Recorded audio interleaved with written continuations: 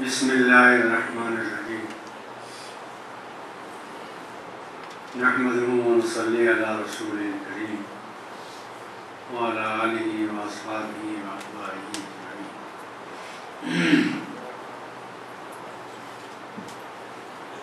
مجھے بڑی مسرت ہے کہ اتنے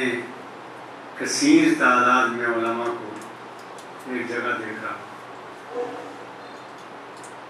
ورنہ امت میں، ہندوستان کی امت میں ان کی فیگر 6۔ سچر کمیٹی کی رپورٹ یہ ہے کہ مسلمانوں کے بچے اور بچیاں اسکولوں اور کالجوں میں جانے والے 96%، 96%، 4% رہ جاتے ہیں لڑکے اور لڑکیاں، وہ 4% مدرسوں کو ملتے ہیں۔ اس 4% میں 20% وہ ہوتے ہیں جو اعلیٰ تعلیم حاصل کرتے ہیں مدرسوں میں، ورنہ روزہ نماز کے مسائل سیکھ کر کچھ دعائیں یاد کر کے رخصت ہو جاتی ہیں۔ تو یہ جو فگر بنتی ہے 4% کا 20% ہے، یہ تقریباً 6.6 بنتی ہے۔ ایسی صورت میں اور اس معلومات کے ساتھ اتنی کثیر تعداد میں ایک جگہ علماء جمع ہوں تو حیرت بھی ہے، خوشی بھی ہے، اور پر امید بھی ہوں کہ یہ امت انشاءاللہ تعالی زندہ و پائندہ رہے گی۔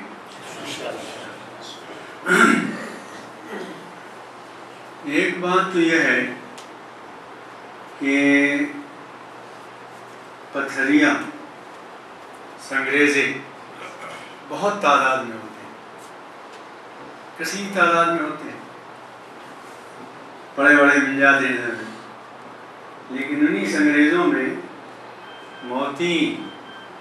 قلیل تعداد میں ہوتے ہیں، اور ان موتیوں کی قیمت ہوتی ہے۔ تو آپ کی بڑی قیمت ہے، بڑی اہمیت ہے،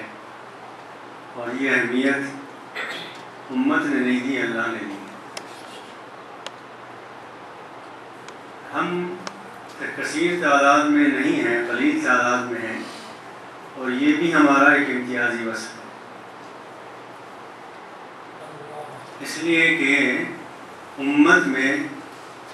جن کی چلتی ہے وہ یہی علماء ہیں۔ دانشور، ڈاکٹر، انجینئر، کچھ بھی کہتے رہیں، حد یہ ہے کہ اصحاب اقتدار کچھ بھی کہتے رہیں، لیکن چلتی انہی علماء کی۔ جیسے گھر کا معاملہ ہے نا، گھر کے معاملے میں قوامون علی النساء تو مردوں کو بنایا اللہ تعالیٰ نے،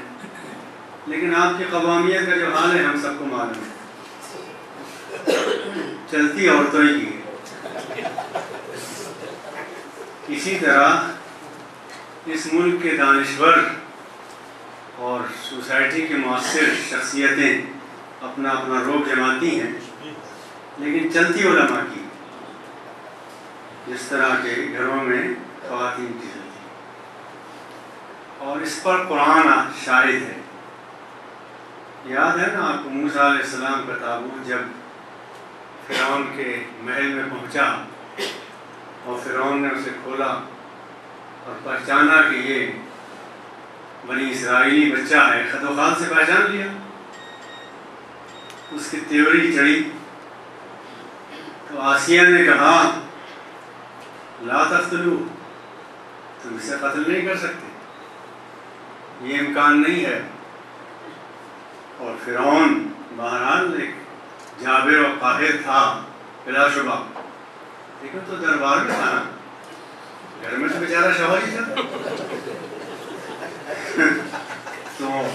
چلی خاتون کی۔ اسی طرح اس ہمارے سماج میں بہت سے لوگ اپنا اقتدار جمانے کی اور اپنا اثر دکھانے کی کوشش کرتے ہیں،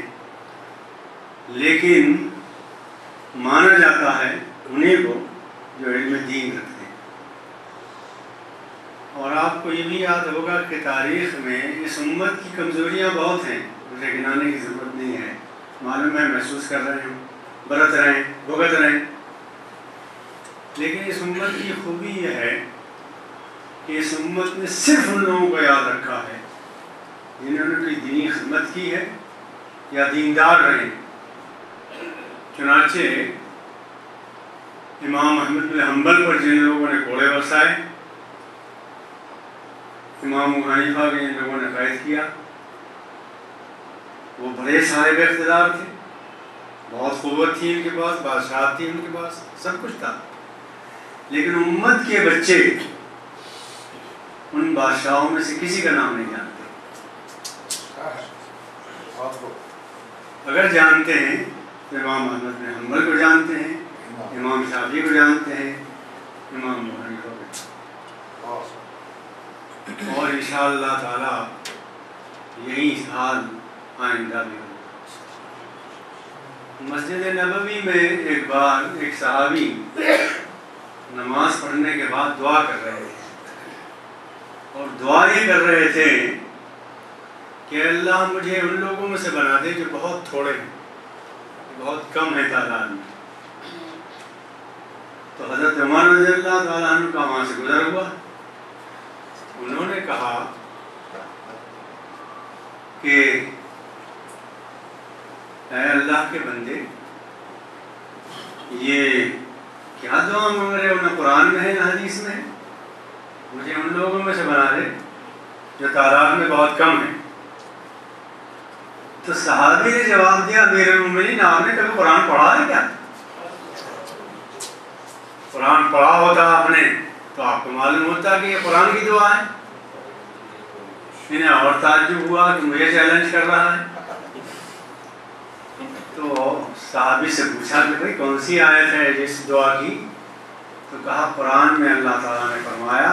وَقَلِيلٌ مِّنْ عِبَادِيَ الشَّكُورُ، میرے شکر گزار بندے بہت کم ہوتے ہیں،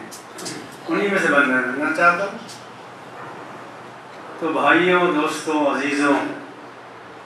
یہ علماء کرام تھوڑے ہیں تعداد میں، لیکن بڑی قیمت ہے ان کی، اس لیے کہ مسجدیں آپ سے آباد ہیں، خدا کا نام اور خدا کا ذکر آپ سے سماج میں رائج ہے، اللہ کی کتاب جس پر دار و مدار ہے امت کا،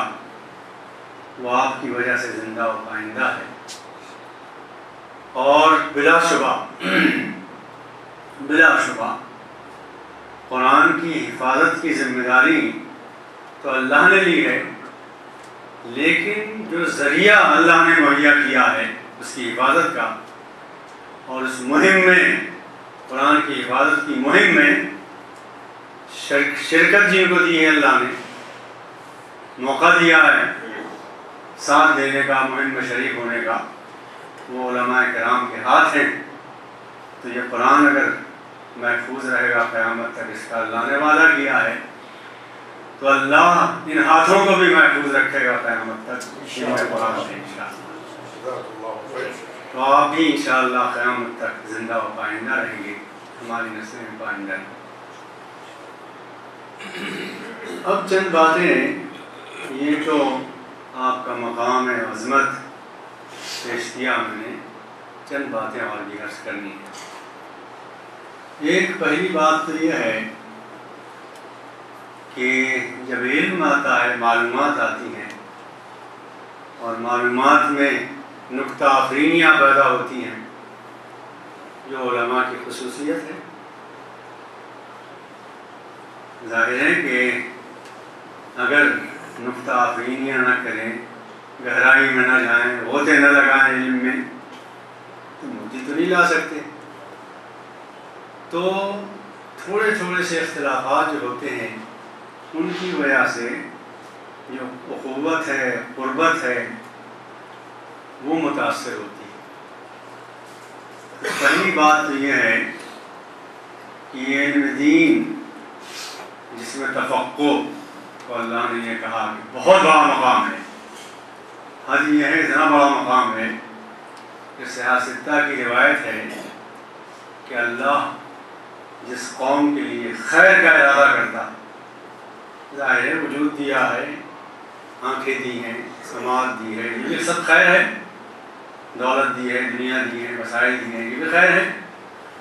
لیکن اللہ نے کہا، رسول نے فرمایا جس سے خیر کا ارادہ اللہ کرتا، جس کے ساتھ بھلائی کا ارادہ کرتا، تو بھلائی یہ بھی ہے کہ وجود دیا، بھلائی یہ بھی ہے کہ وسائل دیے ہیں، لیکن اللہ کے رسول نے ان چیزوں کو نظر انداز کر کے کہا ہے اصل بھلائی اللہ کی طرف سے یہ ہے کہ علم دین میں تفقہ عطا فرما دے۔ بہت بڑی بات ہے جو کہی۔ اس تفقہ کے نتیجے میں یہ ہوتا ہے کبھی کبھی کہ دوریاں پیدا ہو جاتی ہیں اور فرقہ فرقہ ہو جاتے ہیں، گروہ گروہ ہو جاتے ہیں، جماعتیں الگ بن جاتی ہیں، تعصب پیدا ہو جاتا ہے، دوریاں پیدا ہو جاتی ہیں۔ میں پہلی دعا یہ کرتا ہوں اللہ تعالیٰ سے کہ ہم سب میں اتفاق پیدا کریں۔ بہت بڑی چیز ہے اتفاق اور اتحاد۔ اور اتحاد کے معنی آپ پر واضح ہوں گے، پڑھے لکھے لوگ ہیں، میں یہاں کھڑے ہوں کہ واضح کیا کروں، لیکن بہرحال اتحاد کے معنی انضمام کے ہرگز نہیں ہوتے، دو الگ الگ لفظ ہیں، ایک انضمام ہے اور ایک اتحاد ہے۔ انضمام کے معنی تو یہ ہے کہ آپ شکر گھول دیں پانی میں، ایک تیسرا وجود بن گیا، پانی بھی ختم ہو گیا، شکر بھی ختم ہو گئی، تیسرا وجود بنا، اسے انضمام کہتے ہیں۔ اس کا مطالبہ نہیں ہے آپ سے، مطالبہ اس اتحاد کا ہے، اور اتحاد یہ ہے کہ جس بلڈنگ میں آپ بیٹھے ہیں اس میں کچھ اینٹیں ہیں، کچھ سیمنٹ ہے، کچھ سریا ہے، کچھ پلاسٹک ہے، کچھ لکڑی ہے، اور ان میں سے ہر ایک کا وجود بدستور قائم ہے، کسی کا وجود فانی نہیں ہوا۔ اس کے باوجود اس اتحاد نے ایک عمارت، مضبوط عمارت بنا دی ہے۔ اس اتحاد کی آپ سے مطالبہ ہے، اتحاد کا، کہ آپ اپنے اپنے رائےوں کو اور اپنے اپنے مسلکوں کو اور اپنے اپنی سوچ کو برقرار رکھتے ہوئے ایک جماعت ایسی بن جائیں کہ پوری امت آپ سے استفادہ کرے اور پوری امت کو آپ آگے بڑھائیں اور اللہ کی اس دنیا کو زینت سے آراستہ کریں، مزین کریں اللہ کی اس دنیا کو۔ آپ کی طرف نگاہیں ہیں سب کی۔ میں جاتا ہوں کبھی کبھی امریکہ بھی جاتا ہوں، انگلینڈ بھی جاتا ہوں امریکہ، تو وہاں بڑے بڑے پی ایچ ڈی کیے ہوئے لوگ ہیں، ہارورڈ سے اور دوسری یونیورسٹیوں سے پڑھے لکھے لوگ ہیں۔ انہی کی موجودگی میں لوگ مسجد کے سینٹروں میں جب تقریر ہوتی ہے مسئلے پوچھتے ہیں، تو میں کہتا ہوں بھائی میں تو ایک ملا آدمی، مسجد سے گھر سے مسجد تک، مسجد سے گھر تک، آپ کے یہاں تو ہارورڈ کے لوگ موجود ہیں، فلاں جگہ کے موجود ہیں، انگلینڈ کے فارغین موجود ہیں، پی ایچ ڈی کے ہوئے لوگ موجود ہیں، یہ مسائل تو آپ ان سے پوچھا کیجیے۔ تو جواب اگر سناؤں آپ کو تو آپ کو عجیب معلوم ہوگا۔ وہ لوگ یہ کہتے ہیں کہ صاحب ان سے پوچھتے تو ہیں مگر اطمینان نہیں ہوتا، اطمینان نہیں مدرسوں کے لوگوں سے ہوتا، جو مدرسوں سے فارغین ہیں، ان کے بارے میں خیال ہوتا ہے کہ شاید انہوں نے چٹائیوں پر بیٹھ کر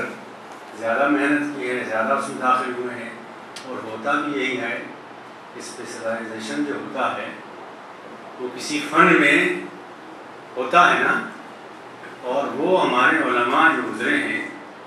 وہ قرآن حدیث کے ماہرین تھے، بلا شبہ جدید علوم نہیں تھے ان کے پاس، ٹھیک ہے نا، لیکن قدیم علوم ماہر تھے۔ تو آپ سے دوسری بات یہ عرض کرنا چاہتا ہوں، ایک تو اتفاق اتحاد کی بات میں نے کہی، اور دوسری بات یہ عرض کرنا چاہتا ہوں کہ آپ کا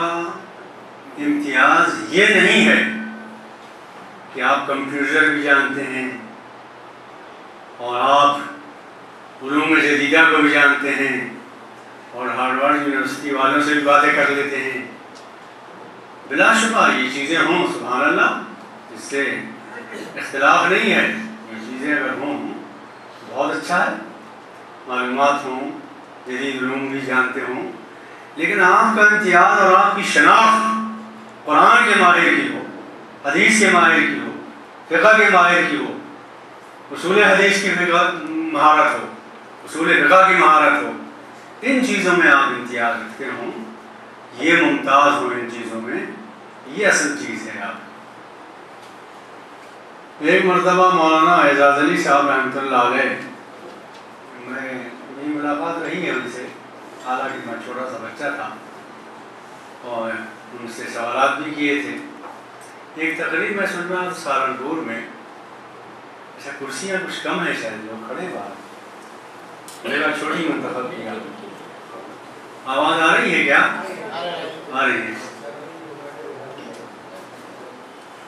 تو وہ سہارنپور کی ایک مدرسے میں ایک تقریر فرما رہے تھے، واقف ہوں گے نا ان سے؟ ادب کے بھی بہت عظیم ماہر تھے وہ،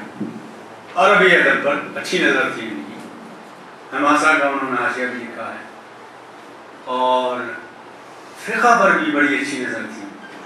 الحمدللہ، اعجاز علی صاحب رحمۃ اللہ علیہ۔ ایک مرتبہ ایک مدرسے میں تقریر فرما رہے تھے،